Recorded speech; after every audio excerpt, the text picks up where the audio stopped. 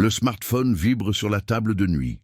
Hélène Carpentier se réveille et cligne des yeux face à la lumière bleuâtre de l'écran. 03:17 affiche l'horloge murale de sa chambre à coucher à Düsseldorf-Oberkassel. Dehors, la ville est silencieuse. Seul le bruit lointain d'un camion de livraison traverse la fenêtre entr'ouverte. Le message provient d'un numéro qu'elle ne connaît pas, mais le texte accélère son cœur. « Hélène, c'est le docteur Damien Leclerc. J'ai reçu votre message et je veux vous avertir. S'il vous plaît, soyez prudente avec les informations que vous partagez en ligne. Il y a des gens qui les utilisent à mauvais escient. » Elle se frotte les yeux et essaie de se souvenir.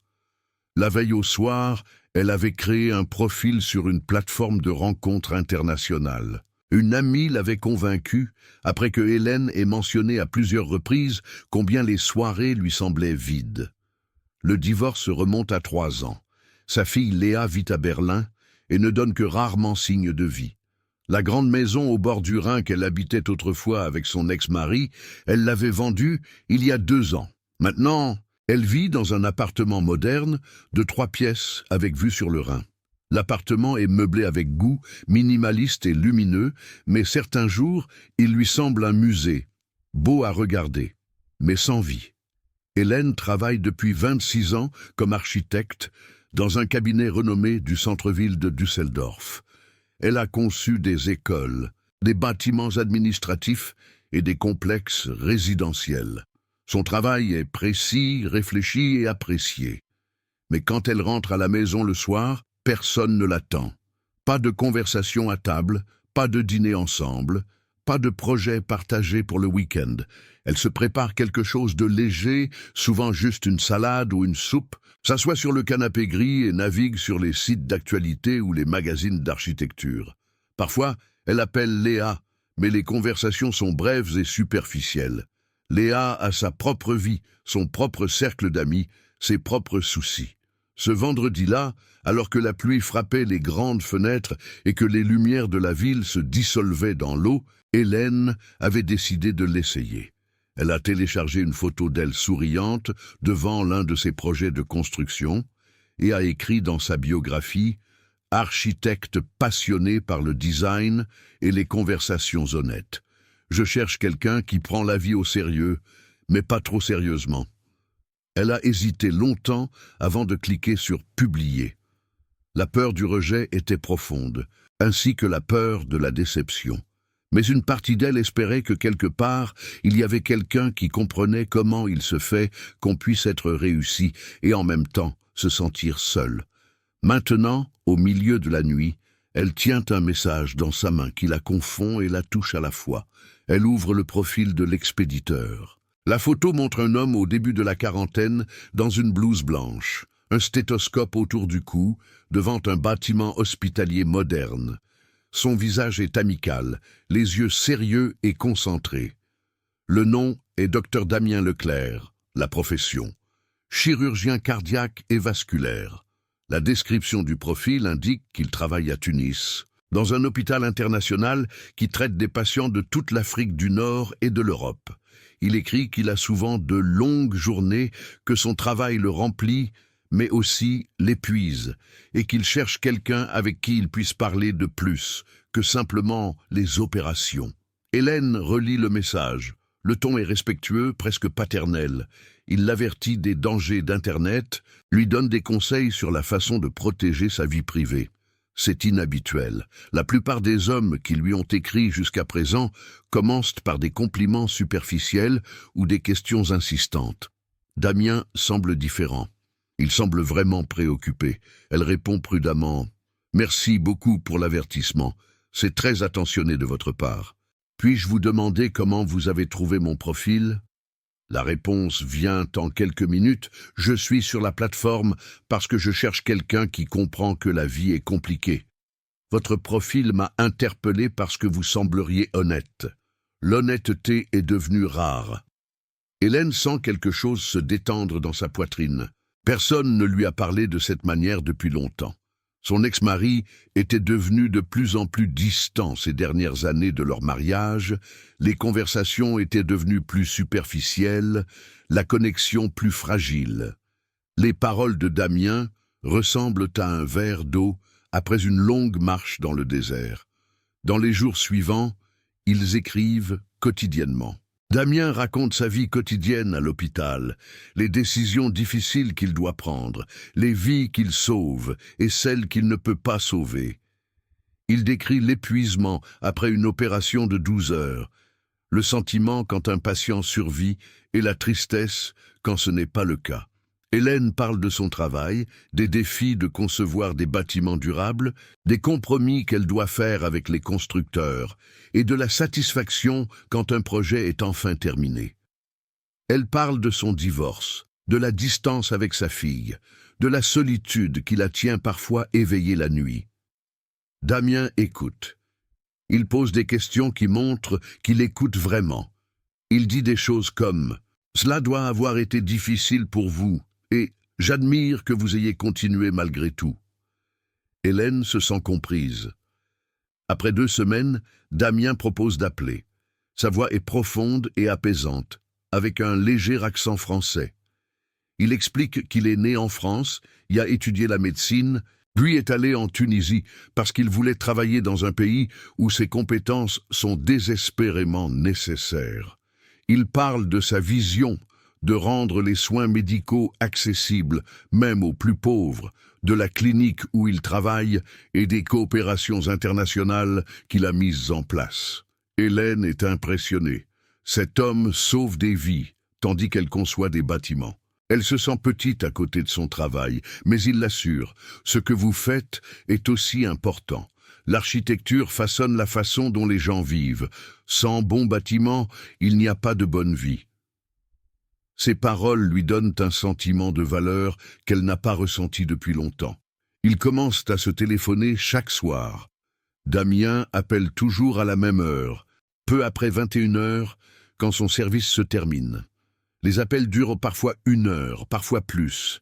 Ils parlent d'art, de voyage, de leurs rêves et de leurs peurs. Après 4 semaines, Damien dit quelque chose qui surprend Hélène. « Je pense beaucoup à vous, Hélène. Vous êtes devenue une personne importante dans ma vie. » Hélène sent son cœur s'accélérer. Elle répond doucement. « Vous êtes aussi devenu important pour moi. » Damien se tait un moment, puis il dit « Je veux être honnête avec vous. J'ai vu beaucoup de souffrance dans mon métier. Cela rend prudent. Mais avec vous, je me sens en sécurité. Vous êtes authentique. » Les paroles touchent Hélène en plein cœur. Elle se sent vue, désirée, précieuse. Cette nuit-là, elle dort plus tranquille que depuis des mois. Mais le lendemain matin, alors qu'elle est assise dans son bureau et travaille sur un projet pour un nouveau centre de santé, son téléphone sonne. Le nom de Damien s'affiche. Elle répond, mais sa voix semble tendue, presque haletante. « Hélène, quelque chose s'est passé, j'ai besoin de ton aide. » Sa bouche devient sèche. « Qu'est-ce qui s'est passé ?» Damien respire lourdement. « Ce matin, nous avons eu une urgence. Une jeune fille, 12 ans, malformation cardiaque. Nous avons dû opérer immédiatement. L'opération a réussi, mais maintenant il y a un problème. La famille ne peut pas payer le traitement. Sans médicaments immédiats, elle ne survivra pas. J'ai essayé de parler avec l'administration, mais ils insistent sur un paiement d'avance. » Hélène sent son estomac se contracter. « Combien ?» Damien hésite. « 5 000 €. Je sais que c'est beaucoup d'argent. Je paierai moi-même, mais mon salaire est déjà utilisé ce mois. J'ai aidé d'autres familles et maintenant je suis moi-même à court. Je te le demande seulement parce que je n'ai personne d'autre. » Hélène fixe son écran. 5 000 €. C'est une somme considérable, mais pas impossible. Elle pense à la fille, à sa famille, à la voix désespérée de Damien. Elle pense que cet homme sauve des vies, qu'il est altruiste, qu'il lui fait confiance. « Je vais t'aider, » dit-elle. Damien soupire de soulagement. « Je te rembourserai, je te le promets. » Hélène le croit. Hélène s'assoit le lendemain matin dans la succursale de sa banque, à Shadowplatz. La conseillère, une femme sympathique d'environ 30 ans, Tape les données du virement dans l'ordinateur. 5 000 € sur un compte en Tunisie, objet du virement, aide médicale d'urgence. La conseillère lève brièvement les yeux, son expression neutre mais attentive. Une somme importante vers l'étranger. Puis-je vous demander de quoi il s'agit? Hélène avait prévu cette question. Elle répond calmement. Un connaisseur de moi est médecin en Tunisie. Il s'agit d'un traitement d'urgence pour un enfant.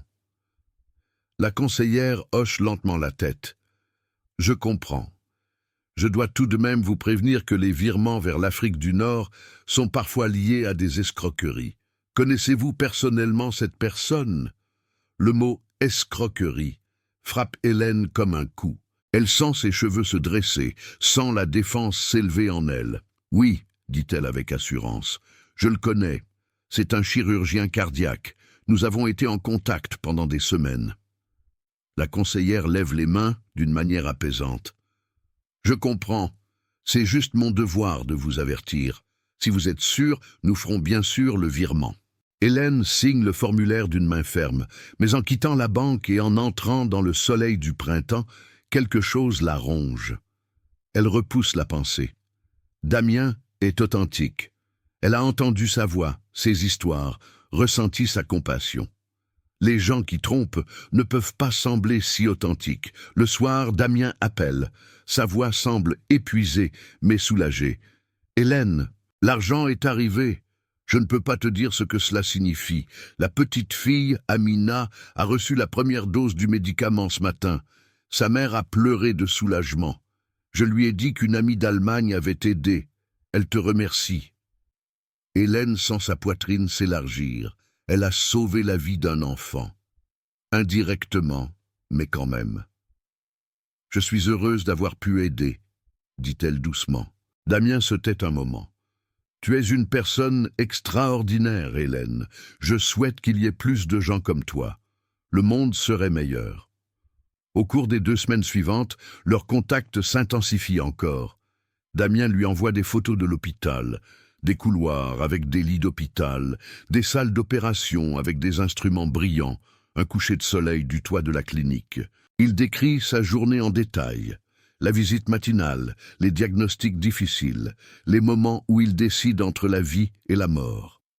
Hélène commence à imaginer ce que ce serait de le visiter. Elle cherche Tunis sur Google, voit des images de la Médina, des plages blanches de Hammamet, des ruines antiques de Carthage. La Tunisie semble proche et exotique à la fois, un mélange de culture européenne et arabe. Damien parle souvent de ses projets futurs. Il raconte qu'il assistera à un congrès à Paris dans 2 mois, qu'il aura du temps libre pour venir en Allemagne après. « Je veux enfin te rencontrer en personne, Hélène. J'imagine que nous nous promenons au bord du Rhin, que nous dînons ensemble, que nous passons simplement du temps ensemble. » Hélène se sent comme une adolescente. Elle planifie déjà mentalement quel restaurant elle pourrait lui montrer, quels endroits à Düsseldorf il devrait voir. Elle achète une nouvelle robe, bleu clair, avec des motifs blancs discrets qu'elle pourrait porter lors d'une première rencontre. Mais un mardi soir, 5 semaines après leur rencontre, Damien appelle plus tôt que d'habitude. Sa voix semble tendue. « Hélène, je dois te parler de quelque chose de sérieux. » Son cœur s'accélère. « Qu'est-ce qui s'est passé ?» Damien respire profondément. « Quelque chose s'est passé aujourd'hui qui m'inquiète profondément. J'ai été convoqué par le directeur de l'hôpital. Il s'agit des médicaments pour Amina.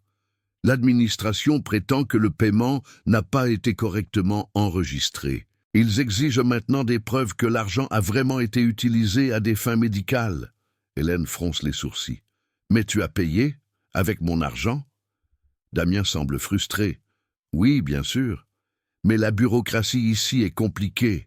Il y a des formulaires, des permis, des timbres qui manquent. Le directeur dit que si je ne fournis pas ces preuves, je pourrais perdre mon poste. Il m'accuse d'avoir transféré les fonds sans autorisation officielle. » Hélène sent la panique monter en elle. « Que peux-tu faire ?» Damien se tait longtemps. « Il y a un moyen. Je dois engager un avocat qui engagera les démarches juridiques et obtiendra les preuves. Mais cela coûte de l'argent. 12 000 €. Hélène s'assoit sur le canapé. 12 000 euros. C'est plus du double de la dernière fois. Damien, c'est beaucoup d'argent. Sa voix devient plus faible. Je sais, crois-moi, je ne te le demanderai pas s'il y avait un autre moyen. Mais si je perds mon emploi, je ne peux pas venir en Allemagne. Alors je ne peux pas te rembourser l'argent.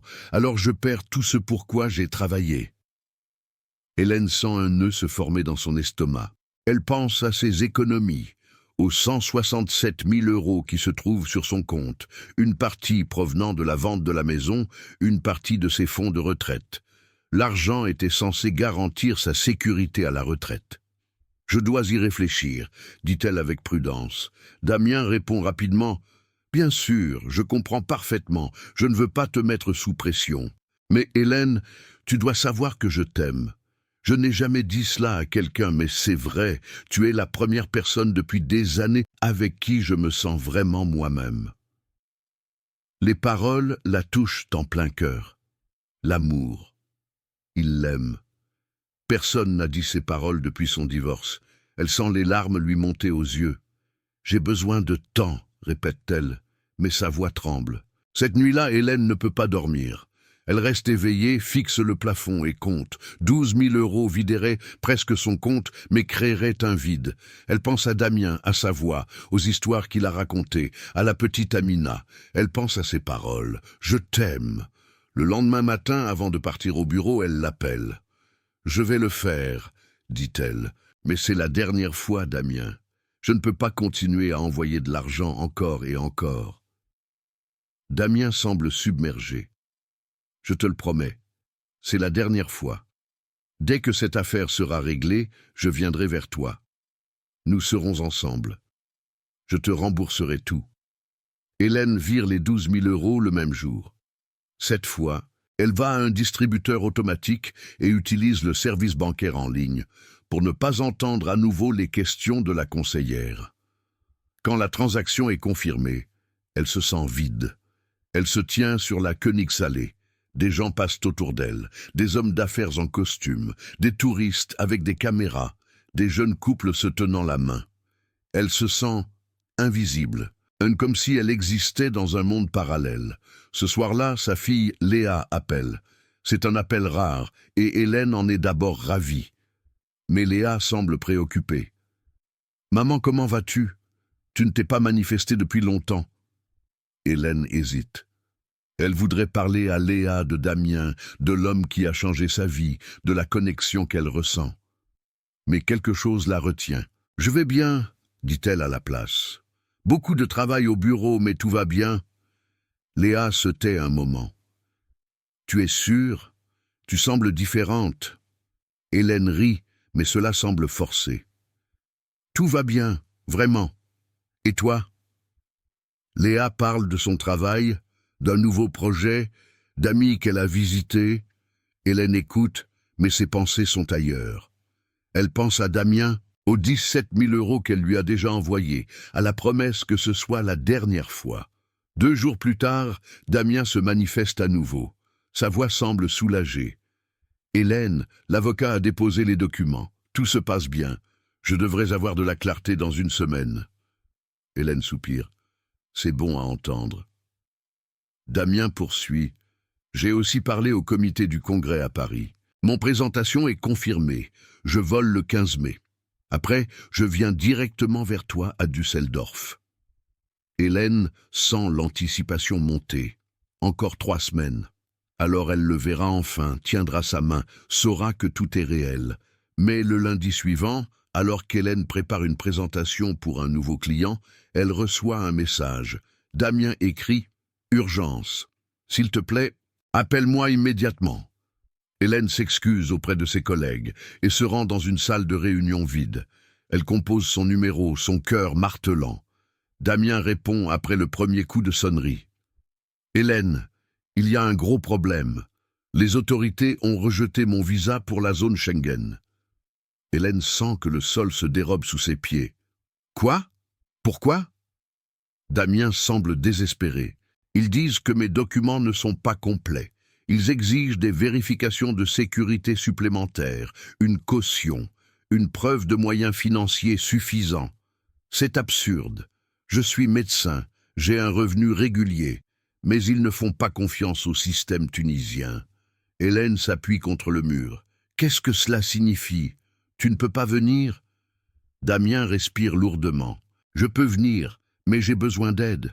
Un conseiller en visa peut refaire la demande, peut convaincre les autorités, peut activer les bonnes connexions. Mais cela coûte de l'argent. 15 000 €. Hélène sent son estomac se retourner. 15 000 €, encore. Elle a déjà envoyé 17 000 et maintenant il en demande 15 autres. Damien, je ne peux pas continuer à envoyer de l'argent encore et encore. Cela devient trop. Sa voix devient suppliante. Je sais, je me déteste de te le demander. Mais si je ne viens pas, nous ne nous verrons jamais. Tout ce que nous avons construit sera pour rien. S'il te plaît, Hélène, c'est vraiment la dernière fois. Hélène ferme les yeux. Elle veut le croire. Elle veut croire que c'est le dernier obstacle, qu'après cela tout ira bien. Mais une voix silencieuse dans sa tête murmure « Tu as déjà entendu cela ?» Elle dit « Je dois y réfléchir. » Damian répond doucement « Bien sûr, mais s'il te plaît, dépêche-toi. Le congrès est dans 3 semaines. Si nous n'avons pas le visa d'ici là, c'est trop tard. » Hélène raccroche et fixe son téléphone. Dehors, le soleil brille sur le Rhin, les bateaux glissent, le monde continue. Seule Hélène s'arrête, prise entre l'espoir et le doute. Hélène est assise dans son bureau et fixe l'écran, mais les dessins CAO se brouillent devant ses yeux. Elle porte la question de Damien depuis 3 jours. 15 000 € pour le conseiller en visa. Elle ouvre son application bancaire et regarde le solde. 150 000 €. Si elle envoie les 15 000 € supplémentaires, il en restera 135 000. C'est toujours une réserve solide, se dit-elle. Le soir, elle appelle Damien. « Je le ferai », dit-elle avant qu'il ne puisse dire quelque chose. « Mais c'est vraiment la dernière fois, Damien. Je suis sérieuse. » Il y a une courte pause, puis elle l'entend expirer. « Merci, Hélène. Je sais ce que tu fais pour moi. Je te rembourserai chaque centime. Dès que je serai en Allemagne, dès que nous serons ensemble, tout sera différent. » Elle envoie l'argent le lendemain matin. Cette fois, elle utilise un distributeur différent, plus loin de son itinéraire habituel, comme si la distance physique rendrait l'acte moins réel. Quand la confirmation apparaît sur l'écran, elle se sent engourdie.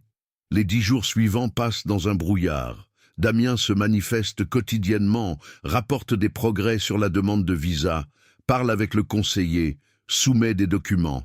Ses messages sont pleins d'optimisme. « 1 semaine de plus et j'aurai le visa, et j'ai hâte de te voir. » Hélène se cramponne à cet espoir. Elle achète des fleurs fraîches pour l'appartement, nettoie la chambre d'amis, réfléchit au restaurant qu'il pourrait visiter.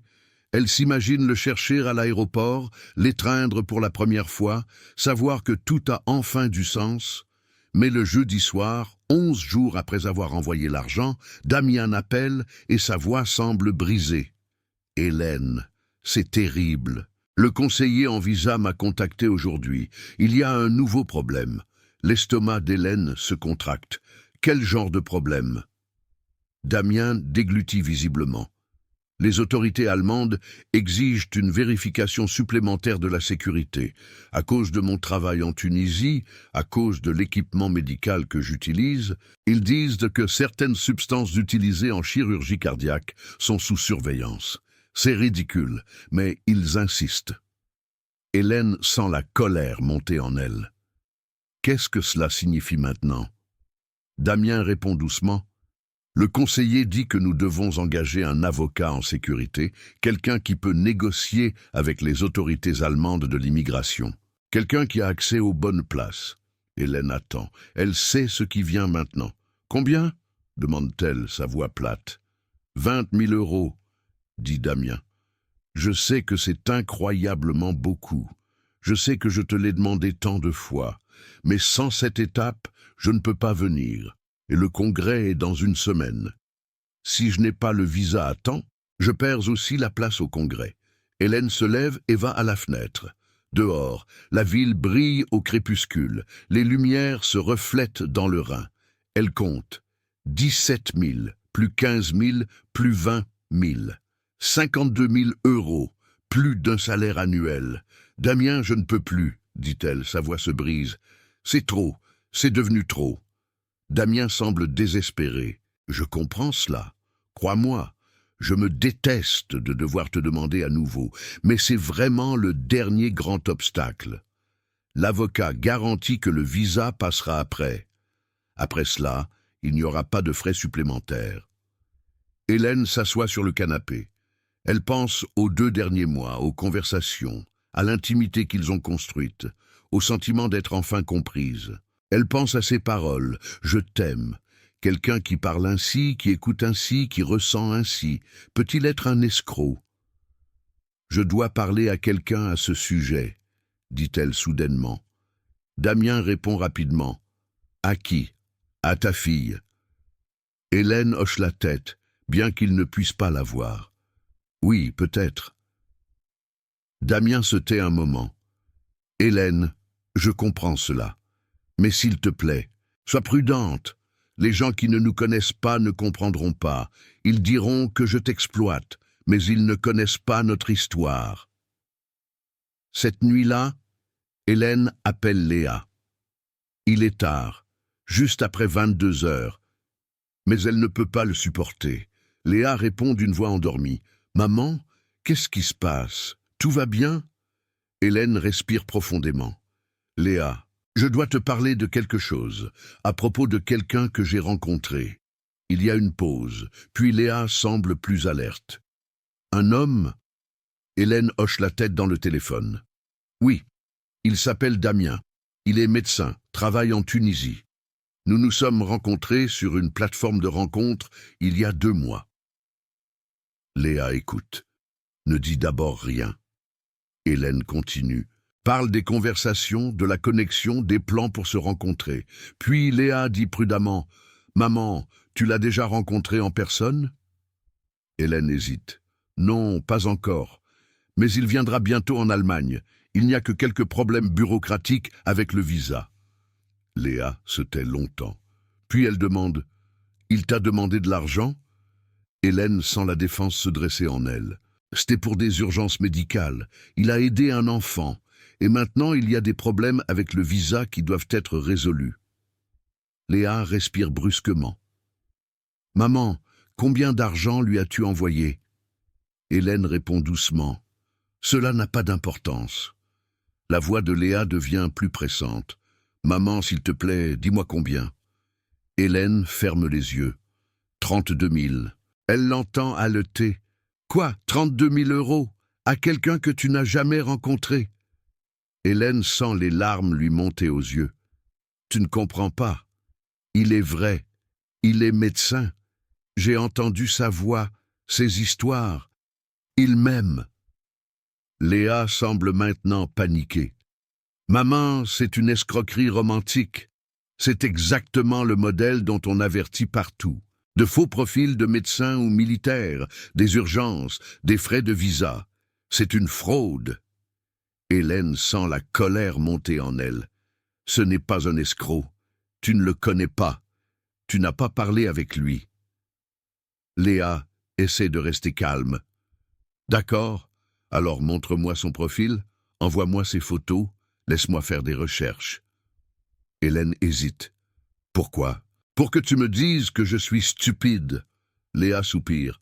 « Non, maman, pour que je t'aide à découvrir la vérité, s'il te plaît. » Hélène dit « Je dois raccrocher maintenant » et met fin à la conversation.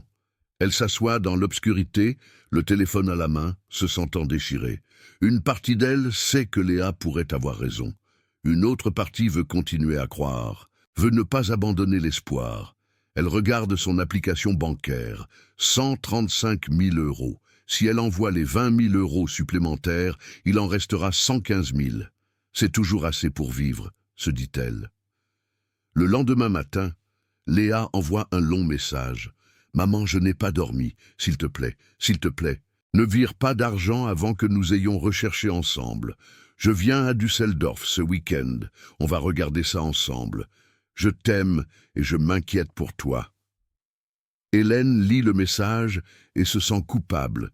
Elle répond « D'accord, viens samedi. » Mais quand Damien appelle l'après-midi et dit que l'avocat a besoin de l'argent d'ici vendredi, sinon la place au congrès expire, Hélène se sent sous pression. « Seulement 2 jours de plus, » dit Damien. « Alors tout est réglé. Alors je peux enfin venir vers toi. » Hélène est confrontée à un choix.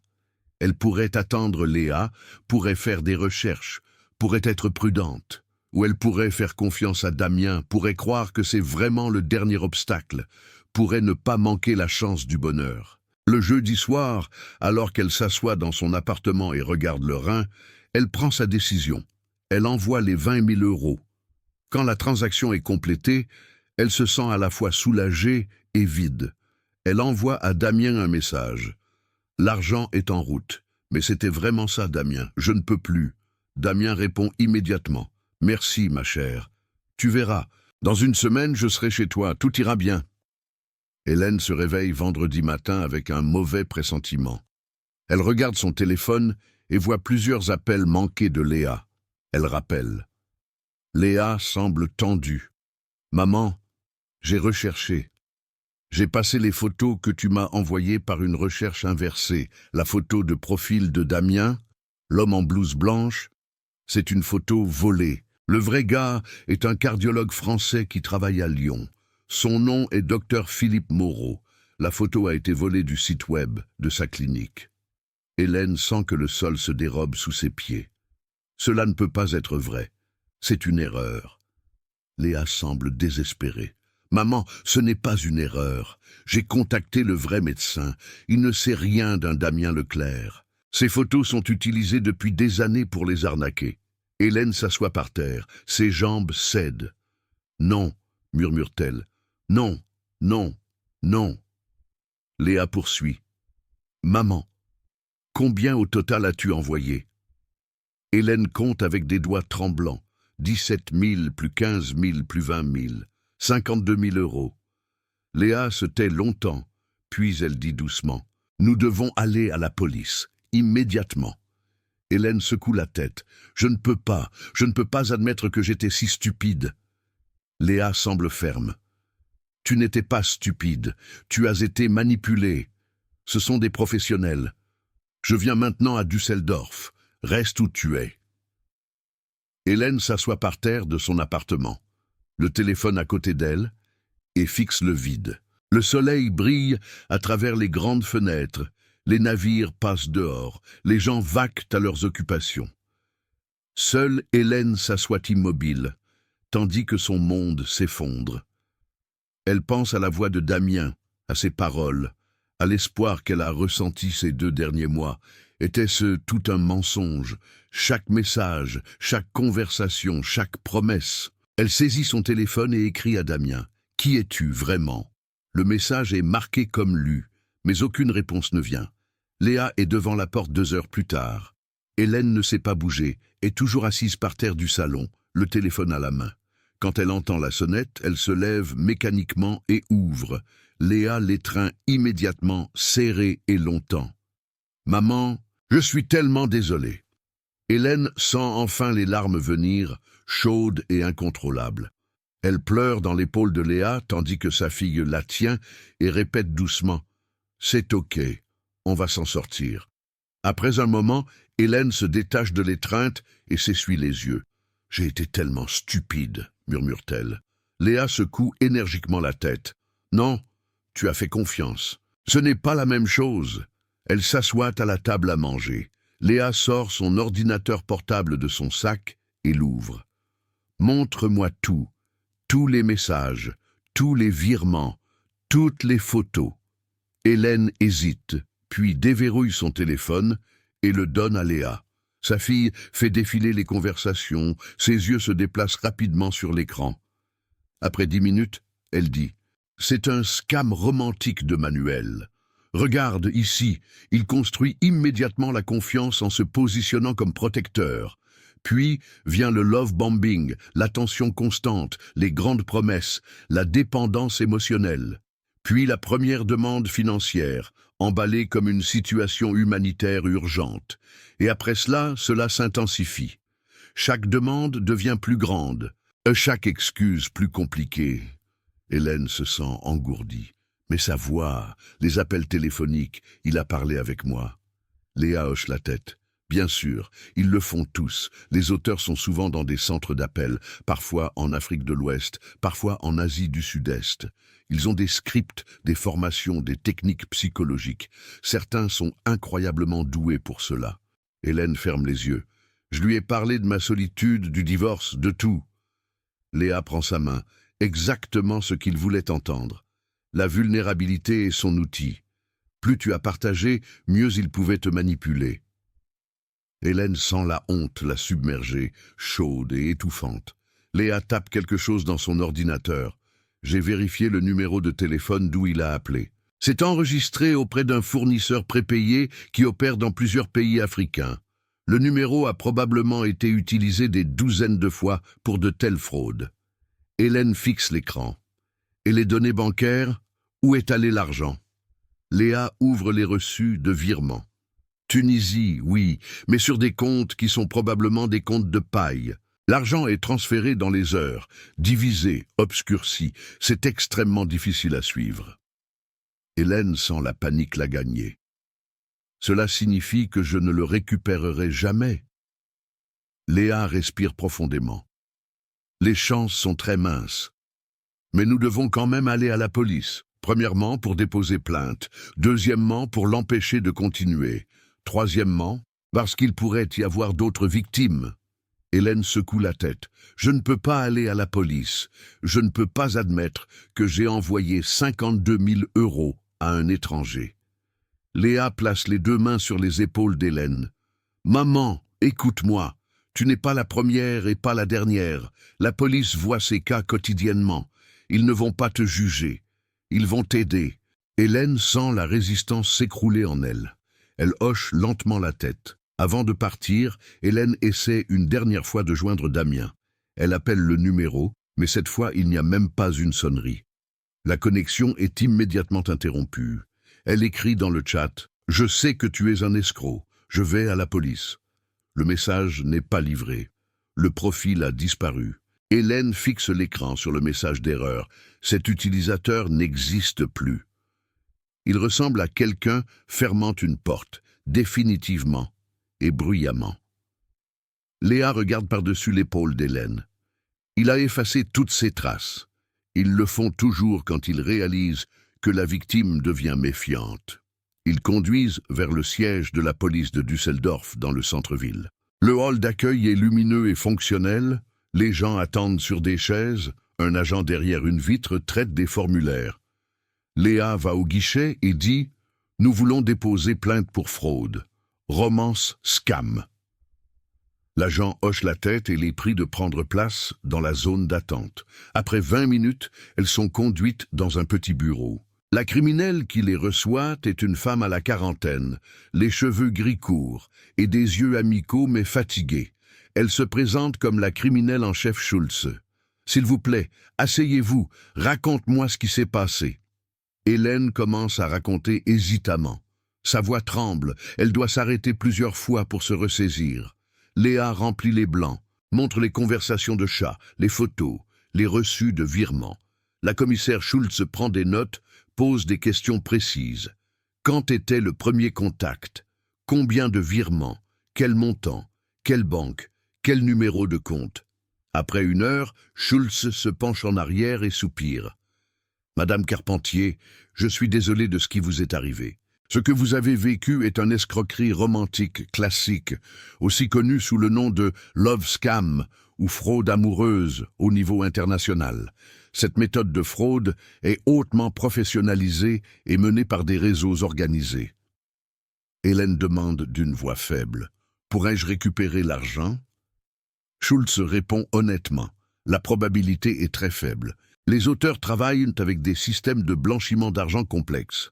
L'argent est souvent transféré sur plusieurs pays et comptes jusqu'à ce qu'il soit impossible à retracer.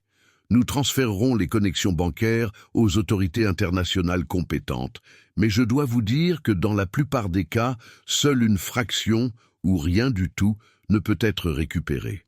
Hélène sent son estomac se contracter. 52 000 €, près d'un tiers de ses économies, disparues. simplement disparu. Schulze poursuit. Ce que nous pouvons faire, c'est lancer une enquête internationale. Nous travaillons avec Europol et Interpol. Les photos utilisées proviennent d'un vrai médecin français que tu as déjà découvert. Nous l'informerons et insérerons les images dans notre base de données. Le numéro de téléphone et les connexions bancaires seront analysés. Peut-être trouverons-nous des connexions à d'autres cas. Peut-être pourrons-nous reconnaître un motif. Hélène hoche la tête en silence. Schulze lui donne une liste de contacts. Ce sont des centres de conseil pour les victimes de fraude. Le soutien psychologique peut aider à traiter ce qui s'est passé. De nombreuses victimes se sentent coupables, mais tu dois savoir, tu ne suis pas seul. Nous recevons presque quotidiennement des plaintes pour des escroqueries romantiques. En quittant le siège de la police, il est déjà tard dans l'après-midi. Le soleil est bas, jette de longues ombres sur les rues. Hélène se sent épuisée, vide. Léa la conduit à un café à proximité. Elle s'assoit dans un coin tranquille, commande du café. Longtemps, ils se taisent. Puis Léa dit doucement « Maman, je sais que c'est tout accablant en ce moment, mais tu dois savoir que je suis là pour toi. On va s'en sortir. » Hélène hoche la tête, mais les larmes reviennent. « Je me sens tellement stupide. Comment ai-je pu croire qu'un bel homme médecin tombe amoureux de moi sans même m'avoir rencontré ?» Léa prend sa main sur la table. « Parce que tu es une bonne personne. Parce que tu vois le meilleur chez les gens. Parce que tu étais seule et tu cherchais l'espoir. Cela ne te rend pas stupide, cela te rend humaine. » Hélène s'essuie les yeux. « 52 000 €, Léa. C'était mon filet de sécurité, ma retraite. » Léa serre sa main. « Je sais, mais tu n'es pas encore à la retraite. Tu travailles encore, tu peux épargner à nouveau. Cela sera difficile, mais ce n'est pas la fin. » Hélène secoue la tête. Cela semble être la fin. Elles boivent leur café en silence. Le soir, de retour dans l'appartement d'Hélène, Léa cherche des informations sur Internet sur les escroqueries romantiques. Elle trouve des forums où les victimes partagent leurs histoires. Histoire après histoire ressemble à l'expérience d'Hélène de manière inquiétante. L'homme charmant, souvent médecin, soldat ou ingénieur, la connexion immédiate, l'intensité émotionnelle, puis la première demande financière, emballée comme une urgence. Puis l'escalade. Visa, avocat, frais médicaux, frais de douane, les excuses sont interchangeables, le motif identique. Léa montre certains des rapports à Hélène. « Regarde, cette femme a perdu 100 000, celle-ci 50 000, celle-ci 80 000. Certains ont vendu leur maison, pris des crédits. » Hélène lit et ressent un mélange étrange de réconfort et de désespoir. Réconfort parce qu'elle n'est pas seule. Désespoir parce que tant de gens ont été blessés de la même manière. Elle demande « Pourquoi ne fait-on pas plus contre cela ?» Léa soupire. « Parce que les auteurs sont difficiles à attraper. Ils opèrent depuis des pays avec une application de la loi faible, utilisent de fausses identités, des numéros de téléphone changeants, des comptes de paille. Même s'ils sont attrapés, les punitions sont souvent légères, et de nouveaux auteurs arrivent. » Hélène se sent impuissante. « Donc ils s'en sortent simplement. » Léa répond « Trop souvent, oui. Mais c'est pourquoi il est important que tu aies déposé plainte. Chaque plainte aide à reconnaître le motif, à cartographier les réseaux. » Cette nuit-là, Hélène ne peut pas dormir. Elle reste éveillée, regarde le plafond et pense aux 11 dernières semaines. Elle se souvient des premiers messages, de l'excitation qu'elle a ressentie. Elle se souvient de sa voix au téléphone, chaude et apaisante. Elle se souvient des paroles « Je t'aime » et combien elle les a désirées pour être prononcées. Était-ce tout un script? Avait-il dit ces paroles à des dizaines d'autres femmes? Elle se tourne sur le côté et voit son téléphone. Aucun nouveau message. Damien a disparu, comme s'il n'avait jamais existé. Et peut-être, pense-t-elle amèrement, n'avait-il jamais été. Damien Leclerc n'était jamais réel. C'était un masque, une construction, un mensonge. Les 3 premiers jours après la plainte, Hélène prend un congé maladie. Elle dit à son bureau qu'elle a la grippe. Mais en vérité, elle peut à peine quitter le lit. Léa reste chez elle, dort dans la chambre d'amis, prépare des repas simples qu'Hélène touche à peine. Le 3e jour, Léa dit prudemment « Maman, tu dois manger, tu dois te doucher, tu dois continuer. » Hélène se tourne vers le mur. « Je ne peux pas. Chaque fois que je ferme les yeux, j'entends sa voix. Chaque fois que je pense à l'argent, je vois les chiffres. 52 000, 52 000, 52 000. » Léa s'assoit sur le bord du lit. « Je sais, mais tu ne peux pas rester ici pour toujours. » Le 4e jour, Léa la force à prendre une douche. Hélène se tient sous l'eau chaude et pleure jusqu'à ce que l'eau devienne froide. Elle se va au salon, s'assoit à la fenêtre. Le Rhin s'écoule dehors, indifférent et éternel. Elle ouvre son application bancaire et fixe le solde, 115 000 €. Autrefois, cette somme l'aurait rassurée. Maintenant, cela ressemble à un monument à sa stupidité. Elle avait 167 000. En 11 semaines, elle a perdu 52 000, presque un tiers. Disparue. Elle ferme l'application et pose le téléphone. Léa s'assoit à côté d'elle. La police a appelé.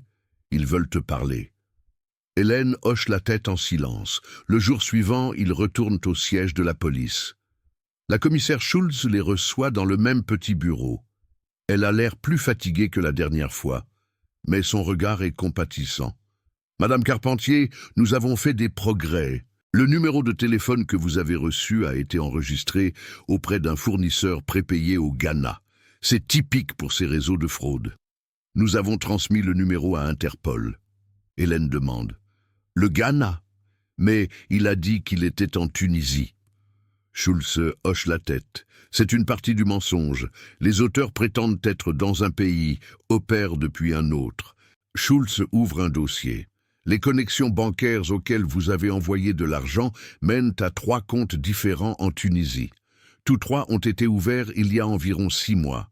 Tous 3 sous des noms qui sont probablement faux.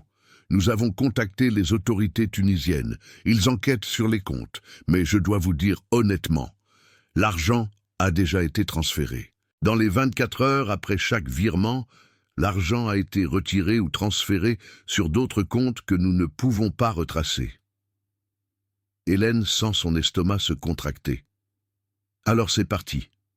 Pour toujours. Schultz répond avec prudence. Avec une probabilité élevée, oui. La commissaire pousse une photo sur la table. Elle montre un jeune homme, au début de la trentaine, assis devant un ordinateur. C'est une perquisition que les autorités ghanéennes ont menée il y a 2 mois dans un centre d'appel à Accra. Des douzaines d'hommes assis à des ordinateurs, chacun bavardant simultanément avec plusieurs femmes en Europe et en Amérique. Les escroqueries romantiques à l'échelle industrielle. Nous croyons que votre cas est lié à un tel réseau. Hélène fixe la photo. Elle essaie d'imaginer que l'un de ces hommes est Damien, que sa voix chaude, ses paroles compatissantes venaient de l'un de ces escrocs sans visage. Cela semble irréel. Schultz poursuit. Nous avons également découvert que tu n'es pas la seule femme allemande à être tombée pour le même profil ces derniers mois. Il y a au moins 3 autres plaintes de Munich, Hambourg et Cologne. Toutes décrivent un docteur Damien Leclerc, chirurgien cardiaque, Tunisie. Les sommes varient, mais le motif est identique. Hélène ressent un mélange étrange de soulagement et d'horreur. Soulagement parce qu'elle n'est pas seule. Horreur parce que cet homme a systématiquement arnaqué plusieurs femmes à la fois. Combien n'ont perdu les autres ? Demande-t-elle doucement. Schultz regarde ses notes. Une femme 80 000, une 40 000, une 25 000, en total près de 200 000 €. Léa demande « Peut-on contacter ces femmes? Peut-être que cela aide ma mère à parler avec d'autres personnes affectées. » Schultz hoche la tête. « Je peux établir le contact si tout le monde l'accepte. Il y a aussi des groupes d'entraide pour les victimes d'escroqueries romantiques. Je vous ai donné une liste la dernière fois. » Hélène se souvient de la liste qu'elle a rangée dans son sac à main et oubliée. Schultz dit « Madame Carpentier, je veux que tu comprennes quelque chose. Ce qui t'est arrivé est arrivé à des gens intelligents, éduqués, prudents. Ces criminels sont des professionnels. Ils utilisent des techniques psychologiques qui ont été affinées pendant des années. Tu n'as pas été stupide, tu as été manipulé. Hélène hoche la tête, mais les paroles ne passent pas vraiment. Elle se sent toujours stupide, naïve, ridicule. Sur le chemin du retour, Léa dit « Je dois retourner à Berlin demain, mon travail, mon appartement, mais je reviens le week-end prochain. Tu vas bien toute seule ?» Hélène se force à sourire. « Oui, tu as déjà fait tellement. » Léa l'étreint fort. « Appelle-moi, tous les jours, peu importe à quelle heure. » Hélène le promet. Le lendemain matin, elle accompagne Léa à la gare centrale. Elle s'étreigne longtemps sur le quai, puis Léa monte dans l'ICE pour Berlin. Hélène agite jusqu'à ce que le train disparaisse de la vue, puis elle retourne lentement au parking. Le lundi, Hélène retourne au travail. Ses collègues demandent si elle va mieux. Elle hoche la tête et sourit faiblement. « Oui, merci. Juste une grippe tenace. » Elle s'assoit à son bureau et essaie de se concentrer sur les conceptions, mais les lignes se brouillent devant ses yeux. À la pause déjeuner, elle s'assoit seule à la cafétéria et fait défiler son téléphone. Elle a supprimé tous les messages de Damien, mais la mémoire reste. Elle se souvient de phrases spécifiques. « Tu es la première personne avec qui je me sens vraiment moi-même. » C'était cela aussi un script, l'a-t-il dit à toutes les femmes? Sabine, sa collègue, s'assoit à côté d'elle sans être invitée. « Hélène, tout va vraiment bien? Tu as l'air comme si tu n'avais pas dormi. » Hélène hésite, puis dit doucement « J'ai eu quelques semaines difficiles. » Sabine pose sa main sur son bras. « Veux-tu en parler ?» Hélène secoue la tête. « Pas encore. Mais merci. » Elle réussit à passer la journée, mais en rentrant chez elle le soir, elle s'effondre. Elle s'assoit sur le canapé, fixe le rein sombre et se sent complètement seule. Le téléphone sonne. C'est un numéro inconnu. Son cœur s'accélère. Est-ce Damien? A-t-il un nouveau numéro? Elle accepte hésitamment. « Bonjour ?» Une voix féminine répond.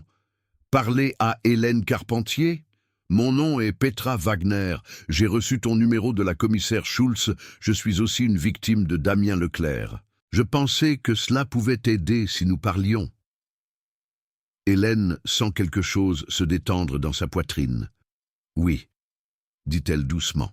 « Oui, cela m'aiderait. » Elle se rencontre le soir suivant, dans un café de la vieille ville de Düsseldorf. Petra est une femme au début de la soixantaine, ancienne professeure de Munich. Elle semble amicale, avec des cheveux gris courts et une présence calme. Elles s'étreignent à la salutation, deux étrangères unies par le même traumatisme. Petra raconte son histoire. Elle a rencontré Damien il y a 5 mois, a envoyé 80 000 €, a dû des mois pour accepter qu'elle avait été arnaquée. « Je lui faisais confiance, dit-elle, sa voix ferme mais triste. Je croyais chaque parole. Il a dit qu'il m'aime. Il a dit que nous nous marierions. J'ai commencé à planifier des mariages. » Hélène hoche la tête. « Moi aussi, je m'imaginais le chercher ici, que nous vivions ensemble, que tout fait finalement sens. » Petra prend sa main. « Ce n'est pas de notre faute. Tu dois te le rappeler encore et encore. Nous n'avons pas échoué. Nous avons été attaqués. » Elle parle pendant 2 heures. Petra raconte la honte, l'isolement, la sensation de ne pouvoir le dire à personne. « Je n'ai dit à mes enfants qu'après 3 mois. J'avais peur qu'ils me jugent comme stupide. » Hélène comprend parfaitement cela. « Ma fille l'a découvert. Elle m'a amené à la police. Je ne sais pas ce que j'aurais fait sans elle. » Petra sourit. « Tu as de la chance d'avoir une fille comme ça. Mes enfants ont d'abord été en colère, puis compatissants. Maintenant, ils me soutiennent. » Hélène se sent pour la première fois depuis des semaines un peu plus légère. Elle n'est pas seule. D'autres ont vécu la même chose. Petra lui donne une brochure. C'est un groupe d'entraide à Düsseldorf. Nous nous rencontrons 1 fois par mois. Seulement des victimes d'escroqueries romantiques. Cela aide de parler à des gens qui comprennent vraiment. Hélène prend la brochure et promet de venir à la prochaine réunion. En se quittant, elles s'étreignent à nouveau. « Cela s'améliore, » dit Petra. Lentement, mais cela s'améliore. Tu dois juste te laisser du temps pour guérir. Hélène hoche la tête, pas tout à fait convaincue, mais une petite partie d'elle veut y croire. Sur le chemin du retour, elle pense aux paroles de Petra, du temps. Elle a besoin de temps pour guérir, pour pardonner, non pas à Damien, mais à elle-même. 2 semaines plus tard, la commissaire Schultz appelle à nouveau. « Madame Carpentier, j'ai des nouvelles. Pas bonnes, mais vous devriez le savoir. Les autorités tunisiennes ont gelé les comptes auxquels vous avez envoyé de l'argent. Ils ont pu sécuriser un peu plus de 4 000 € avant le reste en être transféré. L'argent vous sera restitué une fois les étapes bureaucratiques terminées. Cela peut prendre quelques mois. » Hélène compte. 4 000 sur 52 000, moins de 8%. « Merci, dit-elle, sa voix plate. » Schultz ajoute « Je suis désolé que ce ne soit pas plus, mais c'est plus que la plupart des victimes récupèrent jamais. » Hélène raccroche et fixe par la fenêtre. 4 000 €. Un petit réconfort, mais un réconfort. Elle pense aux 11 dernières semaines, à l'espoir qu'elle a ressenti, à l'amour qu'elle pensait avoir trouvé. Elle pense à Damien, à sa voix, à ses promesses. Et puis, pour la première fois, elle se permet d'être en colère contre lui, contre ses mensonges, contre son indifférence, en colère contre elle-même pour la confiance qu'elle a donnée si librement, mais surtout en colère contre l'injustice, que des gens comme lui continuent à opérer impunément, continuent à détruire des vies, continuent à voler l'espoir. Cette colère, réalise-t-elle, est plus saine que la honte. La colère lui donne la force. 3 mois ont passé. Hélène s'assoit dans une salle commune de l'école populaire de Düsseldorf, entourée de 9 autres femmes. C'est sa 3e réunion du groupe d'entraide pour les victimes d'escroqueries romantiques. La responsable, une psychologue nommée Dr Brenner, demande au groupe de faire un exercice. Écrivez 3 choses que vous voyez différemment maintenant que vous aviez avant votre fraude. Hélène prend un stylo et réfléchit. Finalement, elle écrit 1. La solitude n'est pas une urgence. 2. La confiance doit être gagnée, pas donnée. 3. Je suis plus forte que je ne l'ai cru.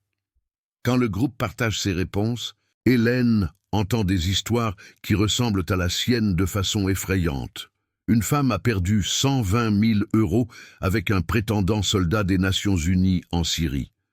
Une autre a vendu sa voiture pour un prétendant homme d'affaires en Turquie. Chaque histoire est unique dans les détails, mais identique dans le motif. Confiance, manipulation, demande financière, disparition. Docteur Brenner dit quelque chose qui touche Hélène. Les escroqueries romantiques ne fonctionnent pas parce que les victimes sont stupides. Elles fonctionnent parce que les victimes sont humaines. Nous sommes programmés pour chercher des connexions, faire confiance, espérer. Les criminels exploitent cela. Après la séance, Petra la contacte. « Comment vas-tu vraiment ?» Hélène respire profondément. « Mieux. Certains jours sont difficiles, je vois un couple dans la rue et je ressens le coup, je regarde mon solde bancaire et je ressens la honte. Mais c'est devenu plus facile. » Petra hoche la tête avec compréhension. « Cela prend du temps. Pour moi, il a fallu presque 1 an avant de pouvoir dormir sans penser à lui. » Hélène demande. « Refais-tu confiance aux gens ?» Petra réfléchit. « Oui, mais différemment, plus prudente, avec des limites, ce n'est pas nécessairement mauvais. » Elles s'étreignent au revoir, 2 femmes qui sont devenues amies par la fraude. Hélène a commencé au cours des derniers mois à restructurer sa vie.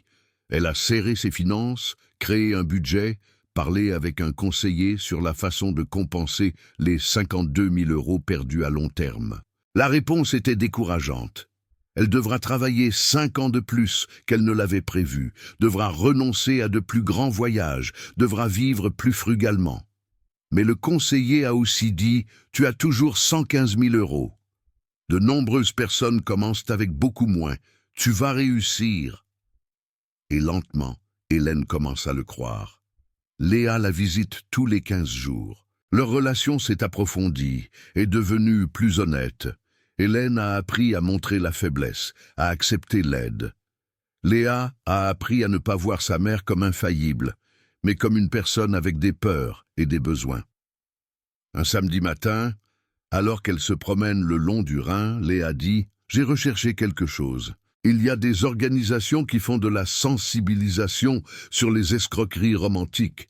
Elles cherchent des gens prêts à partager leurs histoires. » Hélène ressent immédiatement de la résistance. « Je ne peux pas.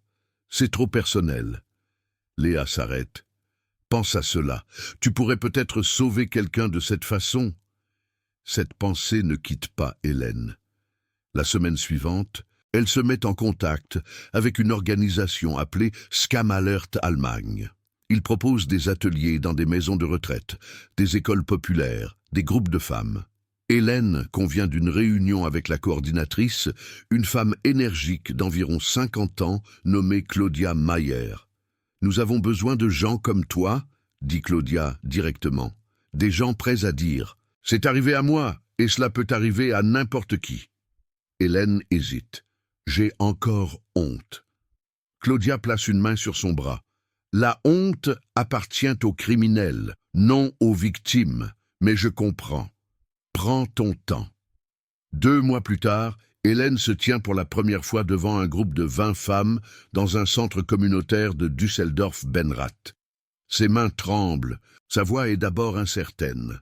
« Mon nom est Hélène, je suis architecte, 54 ans, et il y a 6 mois, j'ai perdu 52 000 € pour un homme que je n'ai jamais rencontré. » Les femmes de la pièce se taisent. Hélène raconte son histoire, comprimée en 15 minutes. Elle décrit la solitude, le premier profil, la connexion croissante, les demandes d'argent, la honte.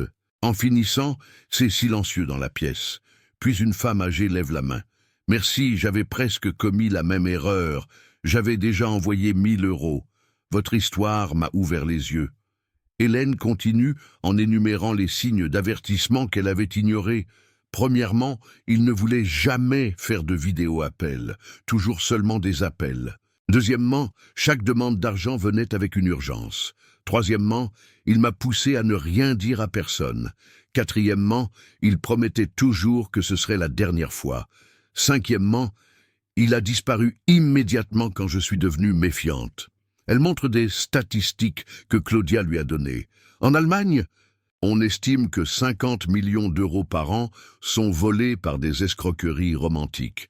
Le nombre de cas non signalés est plus élevé, car beaucoup de victimes se sentent coupables et ne portent pas plainte.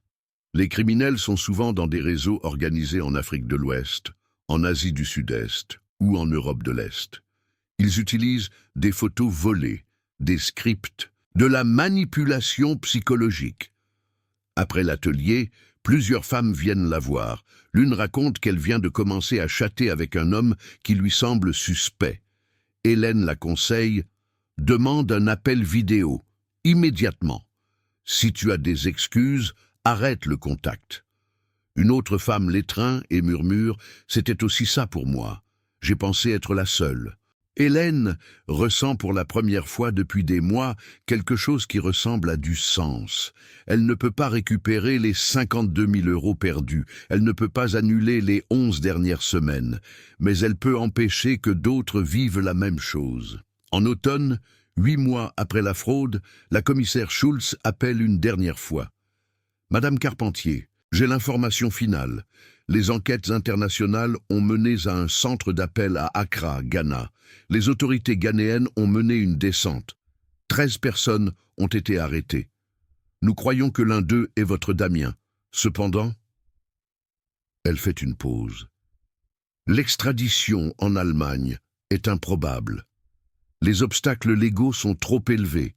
Ils seront jugés au Ghana, mais les peines là-bas sont souvent légères. » Hélène ressent un mélange de satisfaction et de frustration. Donc ils s'en sortent? Schulz soupire. Pas complètement. Mais la justice est incomplète. Les 4 000 € que les autorités tunisiennes ont pu sécuriser sont transférés sur le compte d'Hélène en novembre. Elle fixe la confirmation. 127,50 €. Une fraction de ce qu'elle a perdu. Mais elle décide d'utiliser l'argent de manière significative. Elle donne 3 000 € À Skamalert, Allemagne. Elle garde les 1 100 € restants comme rappel. Elle a survécu. Elle a appris. Elle aide les autres. Ce soir-là, elle appelle Léa. J'ai pris une décision. Je vais continuer à animer des ateliers. Je vais raconter mon histoire aussi souvent que nécessaire. Léa semble fière. Je suis tellement heureuse d'entendre cela, maman. 1 an après la fraude, Hélène est assise à son bureau et regarde le Rhin. Dehors, c'est l'hiver. La neige tombe légèrement sur la ville. Elle a maintenant donné 7 ateliers, parlé à plus de 150 femmes, empêché au moins 3 cas de fraude prouvés. Sa situation financière est stable, bien que tendue. Elle travaille dur, épargne régulièrement, a ajusté son niveau de vie. La honte n'a pas complètement disparu, mais elle est devenue plus silencieuse. À sa place, a grandi quelque chose d'autre. Le but. Elle sait maintenant que ce qui lui est arrivé n'a pas eu lieu en vain si elle l'utilise pour protéger les autres. Elle pense à Damien ou à celui qui était vraiment. Elle ne le déteste plus. La haine demande de l'énergie qu'elle ne veut pas gaspiller. À la place, elle ressent de la pitié, non pas pour lui, mais pour la personne qu'il aurait pu être s'il avait utilisé son talent pour la manipulation pour quelque chose de bien. Mais c'est son histoire, pas la sienne. Son histoire est celle de survie, de reconstruction, de transformer la douleur en force. Elle ouvre son carnet et écrit une liste de conseils pour les autres. Ne fais jamais confiance à quelqu'un que tu connais seulement en ligne avec ton argent. Insiste toujours sur les appels vidéo. Parle à des amis et à la famille des nouvelles rencontres. Si quelqu'un demande de l'argent, surtout avec urgence, c'est un signal d'avertissement. Google la photo du profil, les photos volées sont souvent réutilisées plusieurs fois. Hélène pense à toutes les femmes qu'elle a rencontrées, à Petra, au visage silencieux dans les ateliers, aux emails de remerciements qu'elle a reçus. Elle pense à la femme qui lui a écrit « Tu m'as sauvé la vie, j'étais sur le point de vendre ma maison ». Ces moments rendent la douleur supportable. Elle ne peut pas changer le passé, mais elle peut influencer l'avenir. Ce soir-là d'hiver, tandis que la neige tombe sur le Rhin et que la ville devient silencieuse, Hélène ressent pour la première fois depuis 1 an quelque chose qui ressemble à la paix. Pas une paix complète, pas une paix simple, mais une paix quand même. Elle ferme son carnet et regarde son téléphone. Un nouveau message de Léa. « Je suis fière de toi, maman. On se voit le week-end. » Hélène sourit et répond « J'ai hâte. » Elle se lève, se prépare un thé et s'assoit à la fenêtre. Dehors brillent les lumières de la ville à travers la neige. Elle pense aux 11 semaines qui ont changé sa vie. Elle pense aux 52 000 € qu'elle ne récupérera jamais. Et puis elle pense à l'avenir, aux femmes qu'elle peut encore avertir, aux histoires qu'elle peut encore partager. L'argent est parti, la confiance est endommagée. Mais Hélène est toujours là, et c'est, réalise-t-elle, suffisant.